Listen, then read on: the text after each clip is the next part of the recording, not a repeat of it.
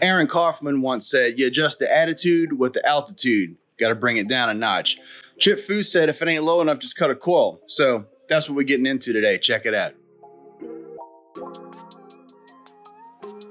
Hey y'all, I'm not sure if I'm going to leave that snug top on that RCSB project or not. It does kind of make it look like a little blazer. I like it. But then again, it's a truck. So that's a 4.6 drop on my regular cab short bed. Springs and spindles in the front, flip kit in the rear. This is ballless truck. Well, same thing, except that's 4-inch drop control arms in the front, 6-inch flip kit in the rear. He's on 22s, I'm on 20s. So, I don't know if y'all can see on the camera, but the back is 9.25 inches off the ground right in front of the fender. The front's 10. That's a problem. We like that front rake, not the squat rake. Front suspension is all stock, except for some drop tubular 4-inch lower control arms. Now, we may have gotten a 4-inch drop. We didn't measure it at first, and there are springs on the back of that truck. They may be a little sprung and flatter than stock. And it's not an optical illusion because that's a 29-inch tire. 235, 65, 17, 29 inches tall. Well, that's a 265, 35, 20. I'll explain that in a minute. That's also a 29-inch tall tire. And even from this side, so roll pan in the back for that. The truck, and it just sits so nice. I'll catch a better angle on it.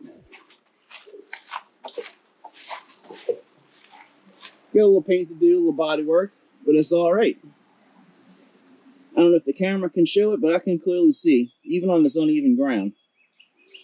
I brought it over to the side street where it's level and measured it. We're definitely 3/4 of an inch higher in the front at the door level, at the bottom of the door, the rocker level. We're gonna have to adjust that. So I've been working on this truck for a week, waiting for parts to come in, the usual scenario, but nothing's available when you really want it. We're gonna throw it back on the rack. I'm gonna take the suspension back out, cut a half a coil. Every half a coil is about 1 inch. So if we're 3/4 higher in the front now, we should be 1/4 inch lower in the front, giving it that flat drop look. And I might go ahead a little farther, maybe cut 3/4 of a coil and get about 1.25 inches out of the front. That ought to make it look nice and raked. If it ain't low enough then, we'll just throw a drop spindle on it. So let's go ahead and get started. Tearing down the front end I just put on. It's all clean, just like the RCSB project. I didn't film it because it's like a redundant, it's the same thing. So if you really want to see a front suspension install, go check out our CSB project, front suspension. Let's get this truck in here and knock it out. So here it is. Marketplace find on the hood by 300 bucks. Marketplace find on Marketplace, 5.3, about 600 bucks, low miles. Have a BTR Truck Norris NSR cam. We're gonna swap into it. Gives us about 40 horse torque and not have to change the springs or worry about that. We're not trying to build a super high horse, 1/4 mile truck out of a heavy extended cab. We're just looking for a good cruiser. Kind of low, turn some heads, fashionably late type of thing, So here we go. Truck sits, that's on flat concrete. I can actually pull a tape and show y'all. So we're just about 10.5 at the front. And just for y'all that are leery, same size wheel is on the back. And at the rear, we are just about 9 3/4. Can't have the front higher than the back. We're 3/4 of an inch higher in the front. The coil is 2 inches. They say a half a coil is a 1 inch.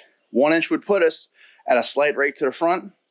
These are the original stock springs out of my pre-runner project. I have some Eibach Ford F-150 springs on the front, giving me a 4-inch lift.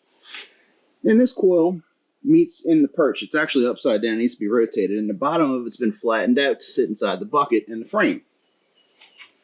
So when you follow that coil around, they say straight across. Half a coil, 1 inch, 1.5, 2 inches, a 2-inch difference right here. Let's just start with a half a coil. If I got to pull it all back apart and cut 1 inch out of the coil at a time until I get the ride height I'm looking for, I'll just go ahead and do that. So we'll start by cutting a half a coil, not out of those springs, out of the ones that's already in the truck. That way I'm staying even. If I cut a coil out of those, I might have cycled them more. They might be slightly worn or a little more collapsed. So I'm going to work with what I got. That way I know what I'm dealing with. Let's get this truck in there and start tearing off the suspension I just put on.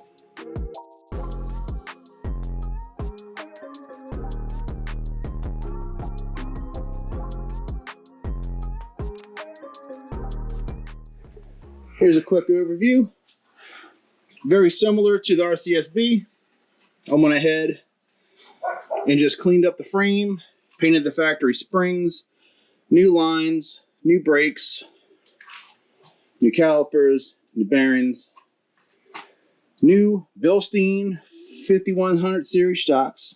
So 24-158-400. And check out this tubular drop lower control arm. That thing is gorgeous. And it's got a 4-inch drop bucket in it. But it just wasn't enough. We're 3/4 of an inch higher in the front. And we want to get at least level, if not a 1/2 inch rake to the front. So let's cut a 1/2 coil and see what that gives us. If it's not enough, I'll pull it back apart and cut another 1/4 out after that. So because I don't want to be redundant and just making the same suspension videos over and over again, I'm just going to tell you what I'm going to do and then just go ahead and knock it out. You got to take off the sway bar end links. You don't have to take off the tie rod end. You don't have to take off the lower control arm because we're not taking that off. But you have to undo the upper control arm. That way you can pull this up out the way and all this will fold towards you and then you can pull the spring down. All left out, you have to take the shock out. So it's sway bar end link, shock, and upper control arm. We're going to separate all that and go ahead and pull the spring out, cut it, put it right back in. So not sponsored, right? But I gotta tell you, I love these Bilstein shocks. 5mm hex wrench instead of that little stupid squared off kind of nipple thing on the top of the most shocks. It just rounds off anyway, and you have to get vice grips and cutting torches and everything else to get them off. They just stick right here in the top of the thread. Well, 5mm, the 19mm nylock. They just come right off. I know I just put them on, but that hex on the top makes everything so much easier. So after you get your top nut off, it's just some 13s at the bottom and drops that. I just hold a stem at the top so I can drop it on the ground. And the only plus is taking apart new stuff is it comes right apart. Our shock out, our sway bar disassembled. We're gonna go ahead and take off the upper control arm nut, and then that'll allow me to flip the upper control arm up and let the bottom kind of swing down but still hold everything in place. That can really show y'all how nice this tubular lower control arm was. It was an eBay deal, 500 bucks. Spent $250 on my drop spindles and drop springs, $125 a piece on eBay. These were $500 on eBay. I think $530 on eBay. But the thing is, it doesn't adjust where the hub bolts on the spindle. So when you move this up, this nut stays in the same spot. So you have to run an 18-inch or larger wheel. With this, you can run the stock wheels. So your spare tire is not an issue if you want to run a 17-inch spare.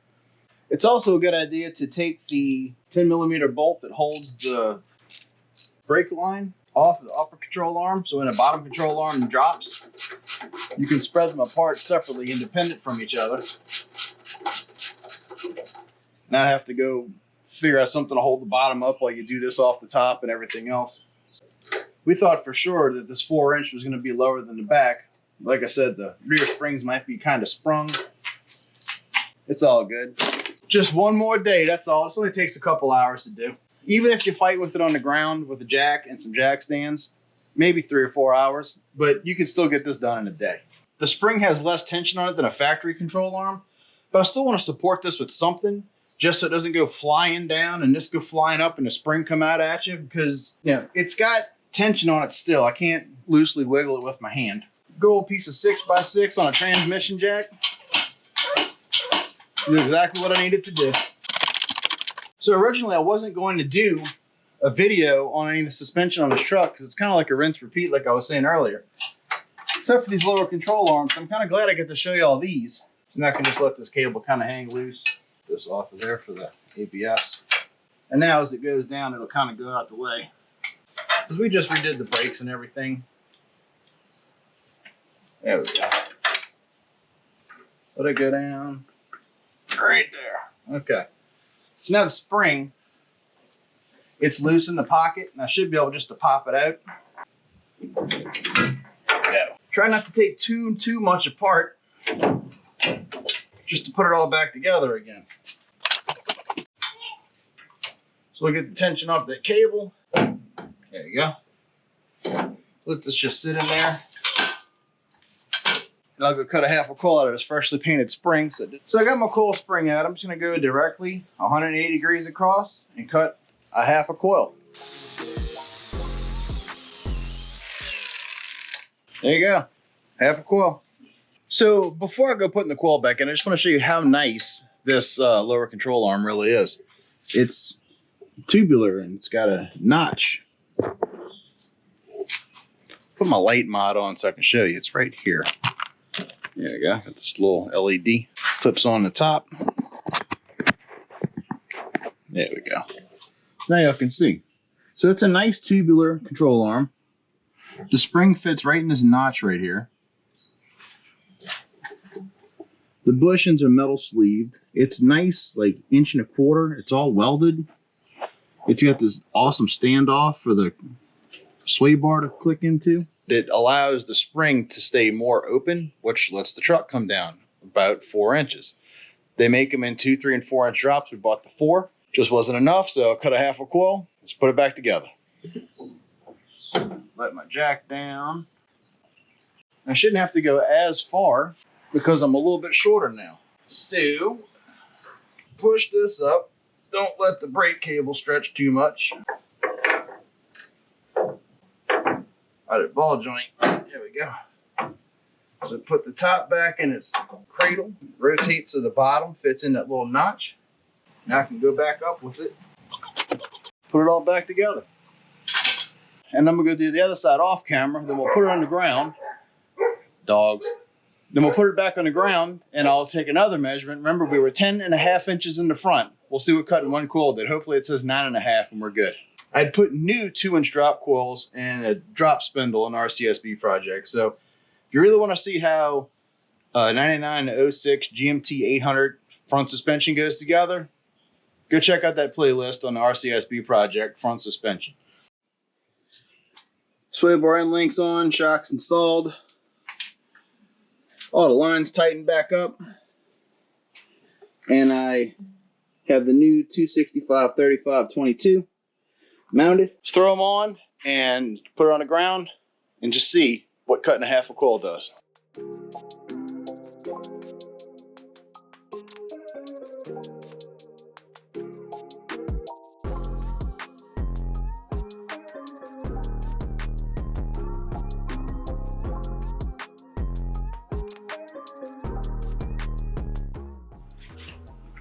Oh yeah. I'll back it up, let it kind of squish out and settle, and pull it back in and take a measurement. Here are my 2 identical half coils. I mean, identical. That's what I cut off of that stock spring. Look at that. That is a night and day difference. That's got to be more than 2 inches. That tire is tucking. The rake is right on the truck now. The real test is the tape measure.